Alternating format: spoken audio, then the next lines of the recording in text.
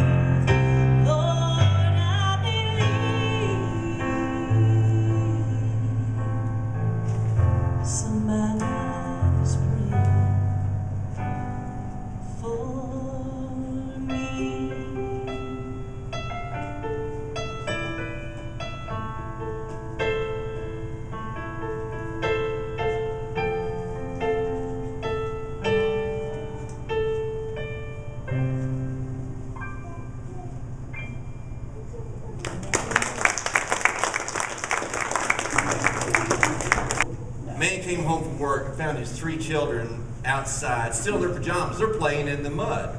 His wife's car, the door was open, and the door of the house was open. There was no sign of the dog anywhere around. Going into the living room there, I found an even bigger mess. There's toys strewn everywhere, a lamp had been knocked over, the TV is blaring on the cartoon channel there. In the kitchen, dishes are filling the sink there. There's a big mess where it looks like somebody's been making some cookies in there. The fridge door's wide open. Dog food spilled all across the kitchen floor. He started heading upstairs real quickly. And of course, there's more toys on the stairs. There's piles of clothes here and there. He's looking for his wife. He's worried that something has gone on with her. He was met, as he got to the top of the stairs, he was met with a small trickle of water coming from under the bathroom door. And he opens the bathroom door and he finds all kinds of soap and bubbles.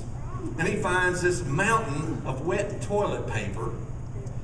There's toothpaste everywhere. It looks like someone's been writing on the walls with toothpaste.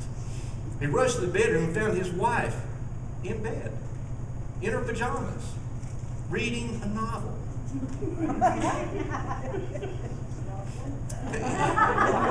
He's kind of bewildered. He looked at her and said, "What happened here today?" And she looked at him and she said, "Did you have a good day at work?" He said, "Yeah, but what happened here today?" She said, "You know how when you come home from work and you ask, 'What did you do here all day?' He said, 'Yes.' She said, 'Well, today I didn't do it.'"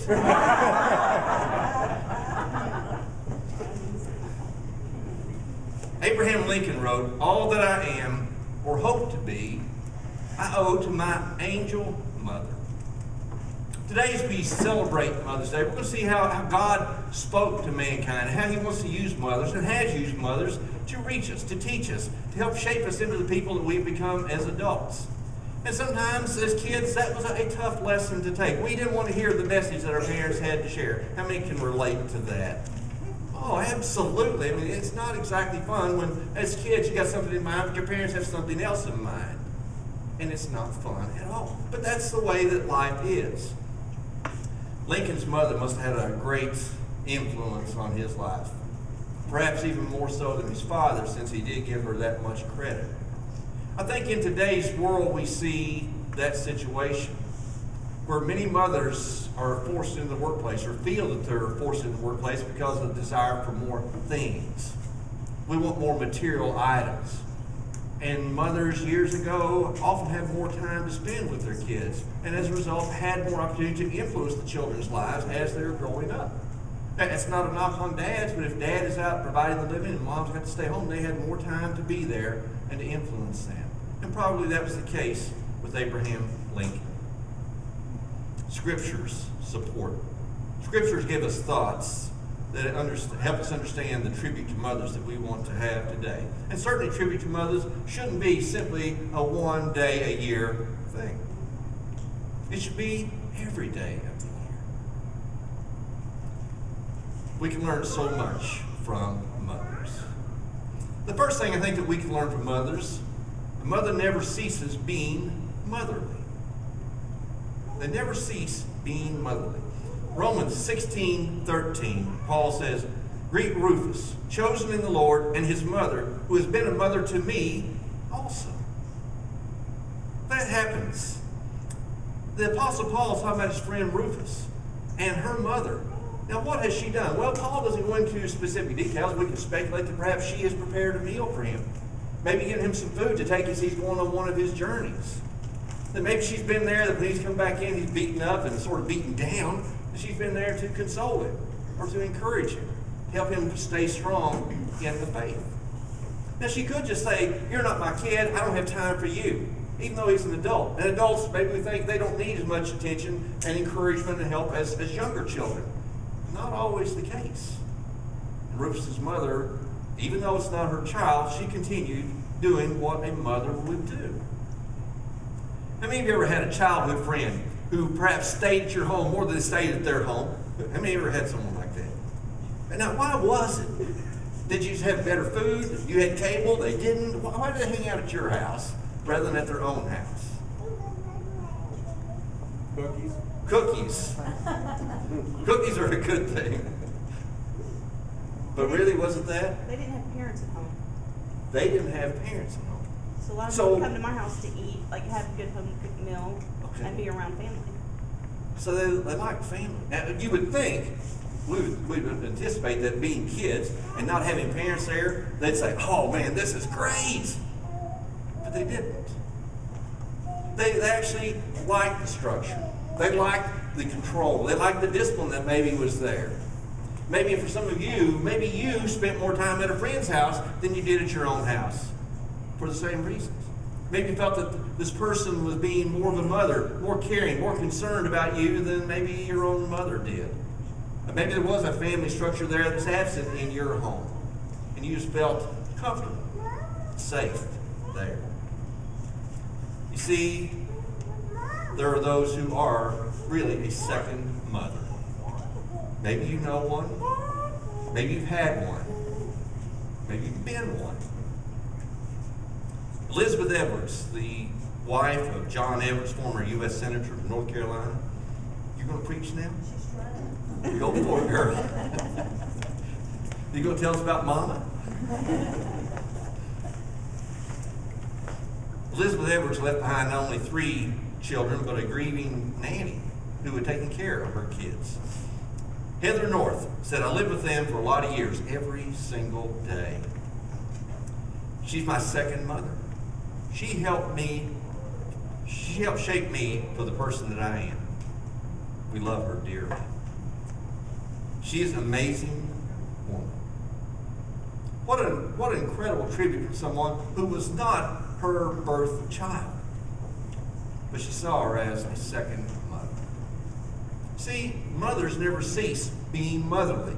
It's something that's there. There are women who are barren. They've never had the opportunity to actually carry a child. God didn't open the door for them to do that. But it doesn't mean that women can't serve and haven't served so tremendously as a mother to someone else.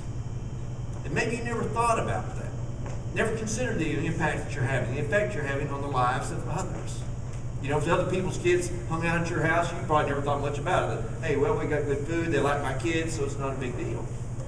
But you don't understand what you're doing for them. So true mothers never cease being motherly. A young lady named Scarlett, last initial D, from Cleburne, Texas, wrote an article titled, My Second Mother. She said teachers are like second parents. How many ever had a teacher that really impacted your life in a big way? I mean, we all probably can think of some. Many of them we've forgotten through the years, but some really stood out. Between junior high and high school, I've had 36 different teachers. A lot of teachers, a lot of classes there. Of those, none have made a bigger difference in my life than Mrs. Lisa Benson. Mrs. Benson teaches accounting at Cleburne High School. Since the first day I met her, my freshman year, she's helped mold my future. As a freshman, I wasn't sure what I wanted to do with my life. The first day of class, Mrs. Benson discussed what accounting was and how it relates to the real world. Not just imaginary, what the real world is like. The enthusiastic tone in her voice and extensive knowledge of the profession made me become interested in accounting as a career. Every question I asked was answered with complete honesty and no sugarcoating. At that moment, I knew I wanted to be an accountant. The way Mrs. Benson taught also helped me choose the occupation. And she also never gave up on students who didn't understand. You ever had teachers who just didn't have time for you if you didn't get it right away? Mrs. Benson would always hear the student out and try to think of a way to word the lesson that would click in their brains. She constantly listened to our thoughts and opinions and made sure we felt like grown-ups. I found myself, and still find myself, often asking her for advice, her opinions, and even personal life questions. Sometimes it extends beyond where it began, in this case in the classroom, to personal life situations. She slowly became a woman who I looked up to and admired. I felt like I could come to her for anything and really trusted her with my life. What a tribute. What a tribute to a lady who, again, never gave birth to this child, but impacted her life in a way that she probably never expected. Thank God for the mothers who never stopped loving, never stopped caring, never stopped giving, and never stopped mothering, even when it's not their own child. We also see Scripture teaches that a mother teaches a child obedience. Chuck Swindoll told about a gift card that he saw. And it shows it's got this little dirty boy on the front, and the card is covered with handprints and mud and all kinds of messy things. And on the front it says, "I remember what you said to me many years ago, Mother." And it opens up, and Swindoll said, the inside of the card said, "God help you if you ever do that again." Well, mothers often were the ones involved in teaching obedience. Ephesians 6, verses 1 through 3. "Children, obey your parents in the Lord, for this is right. Honor your father and mother, which is the first commandment with a promise, so that it may go well with you and that you may enjoy long life on the earth." I thought about that last line, that you may enjoy long life on the earth. And I thought of Bill Cosby's old line that he shared so frequently, talking to his kids. "I brought you into this world, and I can take you out." Well, actually, he was getting this from Scripture, as we see right now. Listen to me, you might live a long time. Well, if children are to obey their parents, that includes mama. It's not just daddy. Sometimes the mothers, because they had more time, they were more involved in the disciplinary process than the daddies were. In our household, the three of us were raised by a mother who had a couple of excursions out in the workplace, but for the most part, she was a stay-at-home mother. So she exacted more of the discipline that we got. And truth be known, we'd probably rather have been disciplined by her than by our dad. But now, she was not an easy mark. Don't all misunderstand my comment. She was not at all an easy mark, because she was prone to use a switch, a belt, a fly swatter, a 2x6 plank if one was handy, just whatever was necessary. What did your mother use on you? Ping pong paddle, okay. A fist. Don't have time to go get something. We just use what's right here. A teacher's paddle. Oh. So she had a huge paddle. Teacher's paddle. What was? Okay. A bell. Just wait till your daddy gets home. Wait till your daddy gets home. Wooden spoon. And then you use that to stir up the cookies. That just doesn't sound right. Yeah, some people said my mother made me get my own switch. You never had to do that. That hurt. Oh, that hurt, didn't it? Well, I tried that a time or two. She'd tell me to get my own switch. I'd come back with one about this long. And she'd go cut down a sequoia tree to use instead. It wasn't pretty. So I learned better on that. My mother got tired of whooping me with a belt because I used to put clothes up under my clothes. So it wouldn't hurt. So started with her fist.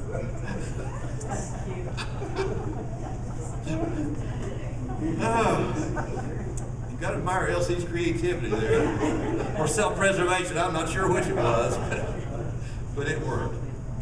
A preacher, he was 79 years old, and he wrote, "Mom was left with 4 children when my dad died. We were 15, 10, 8, and 2. She didn't have it easy with us. Her main discipline was a strap, which could sting, although it did a lot of good for us." He said, "I learned to cry right away. Our crying seemed to make her stop. She often even made us go to our room for time out." Now, how many of you ever had time outs? Chris back up. No. Chris had time out? No. No? Said that he put his children. Oh, he put his children in time out. Most of our time out was in a state of unconsciousness.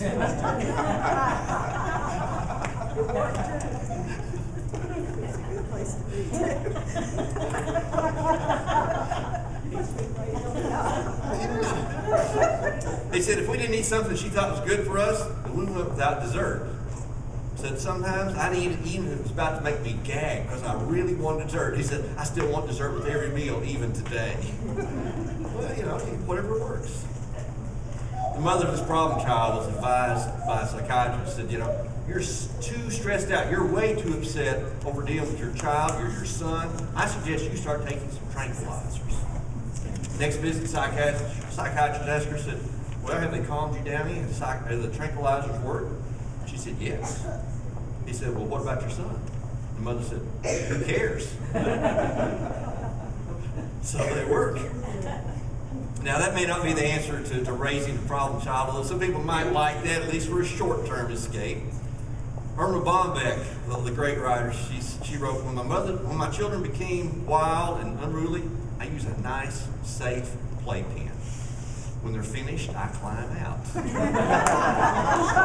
That's cute. Someone else wrote, I love to play hide and seek with my kid. Some days my goal is to find a hiding place where he can't find me until after high school.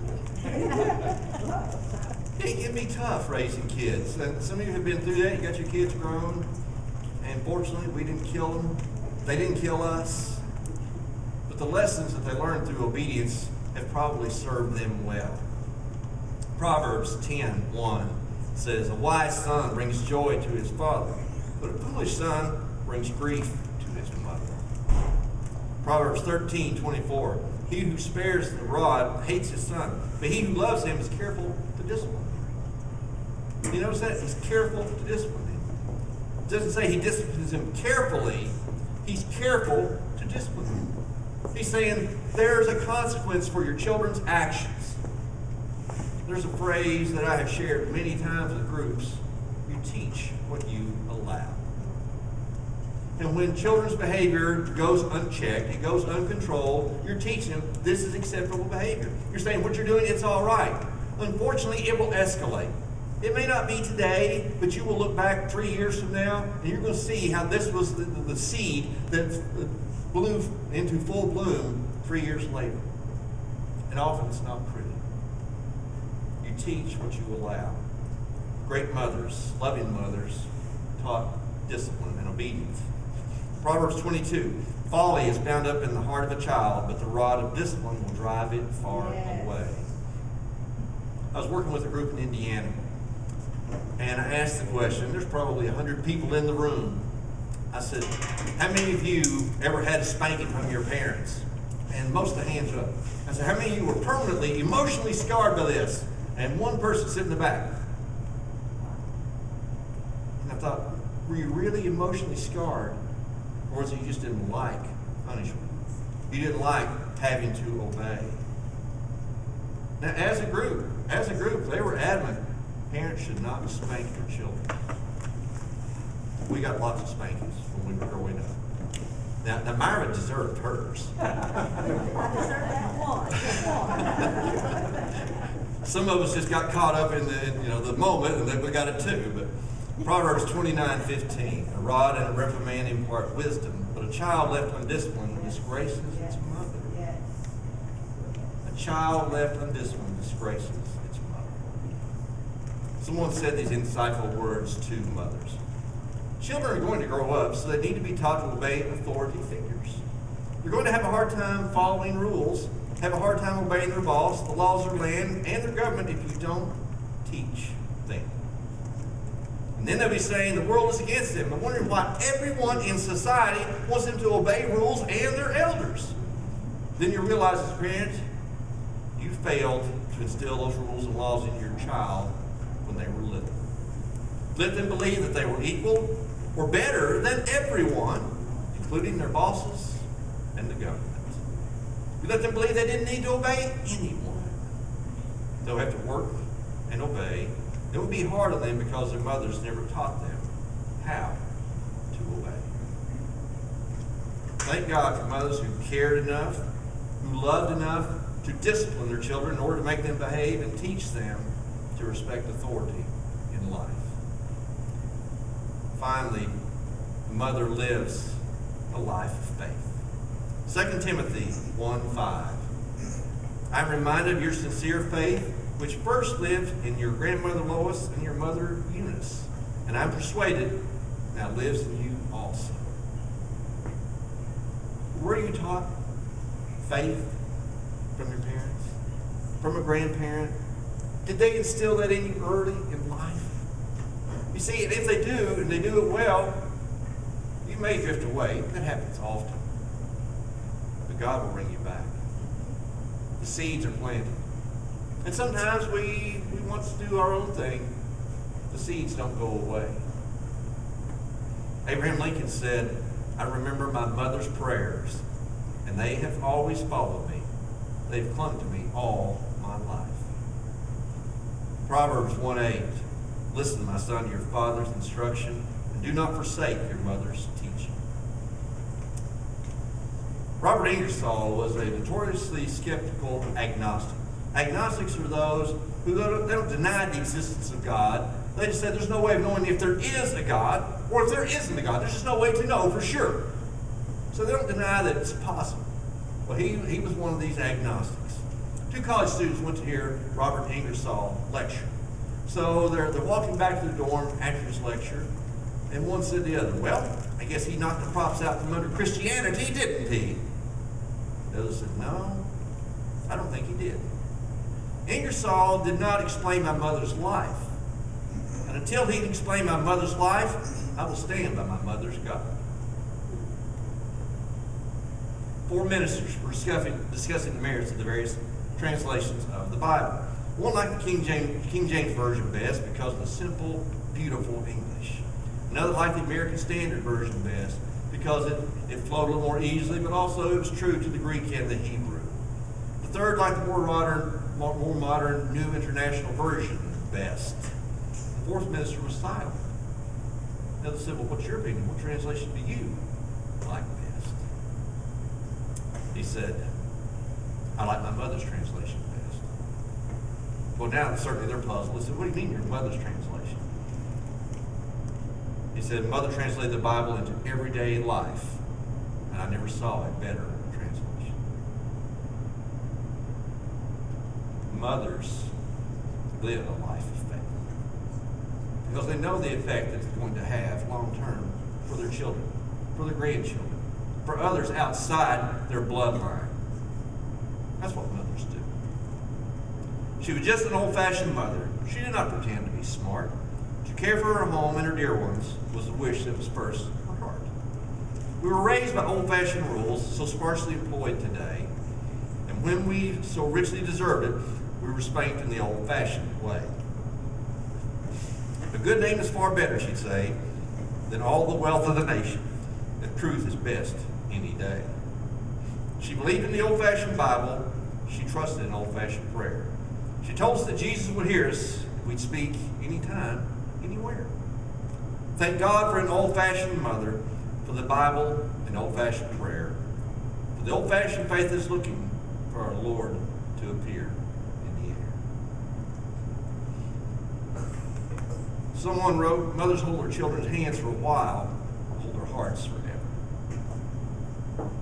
Thank you, mothers, for loving children, loving those who weren't necessarily from your womb, holding them up, lifting them up, disciplining them, teaching them obedience, and more importantly, living a life of faith for them. If there's anyone today, you've heard your mother, a grandmother, that second mother. At some time you've heard them share the message and how important God is to them, what Jesus has done for their life. And today, if you have never responded to that message, today, come forward. Today, heed your mother's advice. Listen to that counsel, that second mother. Come forward today.